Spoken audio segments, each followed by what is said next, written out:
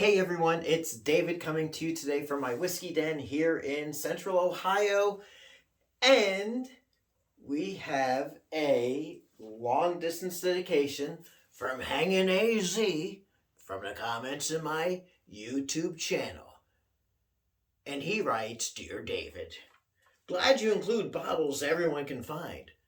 I suggest that you try Old GrandDad Bottled in Bond. Well, Hangin', here's your long distance dedication." So today we are, I should leave my notes right here. We are going to do a first taste review on Old GrandDad Bonded. That's Old GrandDad Bottled in Bond for you newcomers.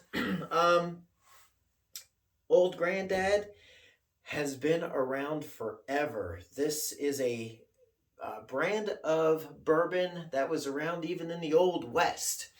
And I've enjoyed and been enjoying their 80 proof and the 114 proof Old GrandDad has been really growing on me. It's such a classic, like, bourbon, high proof bourbon. So let's see how the Bottled in Bond at 100 proof tickles my fancy, shall we? A little bit of background here. The mash bill is 63% corn, 27% rye, 10% barley, so malted barley. So this is a high rye bourbon, and it's the same mash bill as their, well, all of the Old GrandDads at whatever proof. The age statement I found is 4 years. And the brand is currently owned and distilled and marketed and bottled and all that by the Jim Beam Distillery, which I did not know until I researched this bottle of Old GrandDad Bonded. Street price on this here in Ohio is about $25, and it is probably the same price in your neck of the woods. And you should be able to find this just about anywhere. At least here in the United States. I can't speak for the country that you are in, like if you're in Belgium or Scotland or something like that. Let's get a glass. Trying for this to be kind of as to the point as I can. So let's see how we can... Every video I say I need to start like peeling this plastic seal off. All right. Had to go out to my desk, which is just the other room, grab a pair of scissors, and cut the stupid thing off. Anyway, let's see here. Some differences. So the 80 proof's in a screw top because it's a budget bourbon, and this Bottled in Bond, this has a cork stopper, or a cork-like stopper. It's not cork, which is good because cork disintegrates. So let's see what we got. Now this is a high rye bourbon. Hi rye, how you doing, rye? There we go. Let's see. And I did read a couple of little other reviews on it, but I like to figure this out for myself. So it's a nice, I like the color. It's a nice amberish color. Wow. Wow. That smells so good. It smells premium. I like that. It's, the thing I realized about the Old GrandDad 114 and even the 80 proof, and this is what it's reminding me of, is that I do have some bourbons from the 60s and 70s, well, 69, early 70s, well, and going into the late 70s. And they have a certain quality about them. Like they're aged for a long time. They're used with, made with quality ingredients. And the Old GrandDad, especially the 114, just, it's like taking a bourbon from the 1960s and bringing it into the modern day. And that's what this is smelling like on the nose. It just has a richness to it, and it's a full body, spicy, sweet, and everything in between. Let's see here.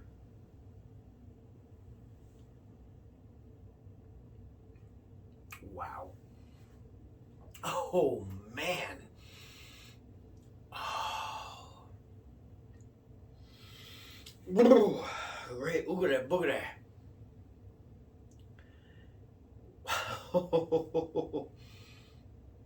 um, I read a review where someone had stated that it's comparable to Wild Turkey 101, which I can see that. It's I mean, Wild Turkey isn't a high rye bourbon, and I think it's aged longer. But this is wow, that is good. It's one of those bourbons, like it just, as soon as it touches your tongue, it feels like it vaporizes. That is nice. um, how do I say this? If you want to know what bourbon tasted like back in the 70s, now I'm in my 50s, so I'm too young to have drank bourbon in the 70s. However, like I said, I mean, can we see this? Yeah, like this little train car. This is like Jim Beam from 1973.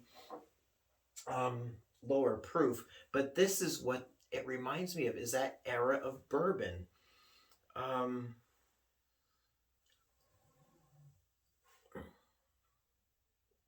that is really, oh man, that is really nice. That is something. If you got company coming over and you want a premium bourbon, yeah, grab that for $25. Oh my gosh, I'm realizing I'm so enamored with it that I'm not even describing to you the tastes. I mean, it's just, oh, and it's warming inside right here.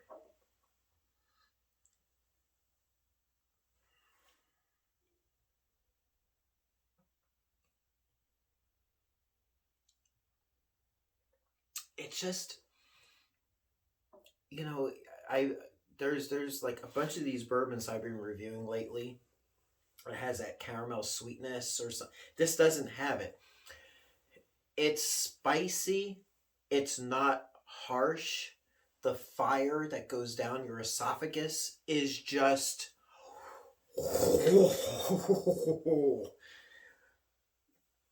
but not obnoxious.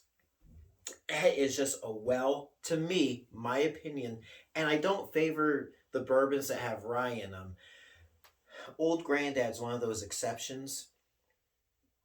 That is spectacular.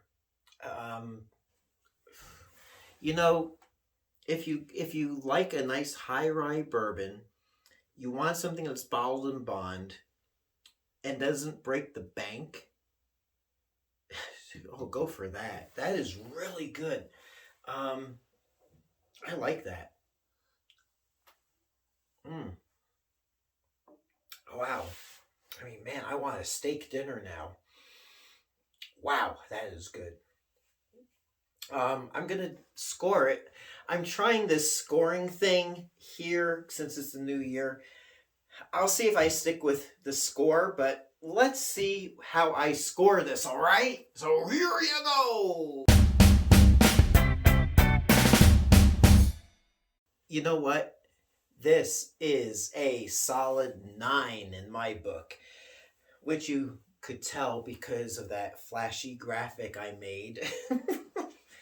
um, and this is how it breaks down. A price I gave it a 10. So at $25, I mean, Jim Beam, my opinion, they could charge 30 for it. So the price comes in at a 10. I mean, that is more bourbon for the money than that I would pay $25 for. I mean, that is so good. It is so good. The taste to me is a 9. I mean, that is solid. I don't think I've had a perfect 10 as of yet, so that's as perfect as it's going to get. For me, it could be a little bit smoother, but it's everything I'm expecting in a high rye bourbon. Availability, you could be in Hawaii or Alaska and go to your local liquor store. I'm sure it's there. It's available. I mean, I think everyone can get it.